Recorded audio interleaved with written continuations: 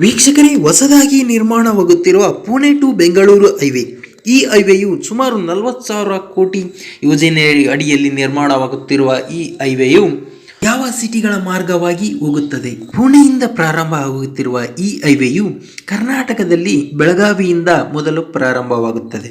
ಈ ಹೈವೇಯು ಬೆಳಗಾವಿಯಿಂದ ಗದಗ ಜಿಲ್ಲೆಯ ರೋಣ ತಾಲೂಕಿನ ಮಾರ್ಗವಾಗಿ ಹೋಗುತ್ತದೆ. ಅದನಂತರ ರೋಣ ಮಾರ್ಗವಾಗಿ ಕೊಪ್ಪಳ ಜಿಲ್ಲೆಯ ಯಲಬುರ್ಗಾ ತಾಲೂಕಿನ ಮಾರ್ಗವಾಗಿ ಹೋಗುತ್ತದೆ. ಯಲಬುರ್ಗದಿಂದ ಕುಕನೂರು ಮಾರ್ಗವಾಗಿ ಕೊಪ್ಪಳ ಜಿಲ್ಲೆಗೆ ಸೇರುತ್ತದೆ. ಕೊಪ್ಪಳ ಮಾರ್ಗವಾಗಿ ವಿಜಯನಗರ ಜಿಲ್ಲೆಯ ಅಗ್ರಿಬೊಮ್ಮನಹಳ್ಳಿ ತಾಲೂಕಿನ ಬನ್ನಿಗೋಳ ಮಾರ್ಗವಾಗಿ ಕೊಪ್ಪಳದಿಂದ ಬನ್ನಿಗೋಳದ ನಡುವೆ ಹೊಳೆ ಇರುವ ಕಾರಣ ಸುಮಾರು 2 ಕಿಲೋಮೀಟರ್ ಅಷ್ಟು ಬ್ರಿಡ್ಜ್ ನಿರ್ಮಾಣವಾಗುತ್ತದೆ.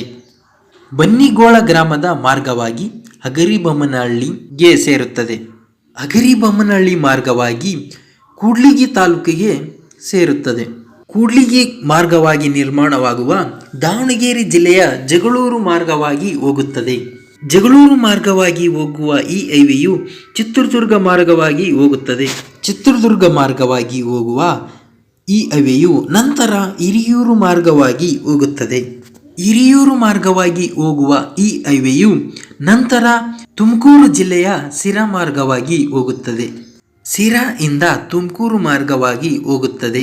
ಕೊನೆಯದಾಗಿ ತುಮಕೂರು ಜಿಲ್ಲೆಯ ಮಾರ್ಗದಿಂದ ಬೆಂಗಳೂರಿಗೆ ಸೇರುತ್ತದೆ.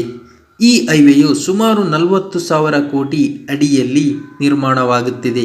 2028 ಒಳಗೆ ನಿರ್ಮಾಣವಾಗುತ್ತದೆ.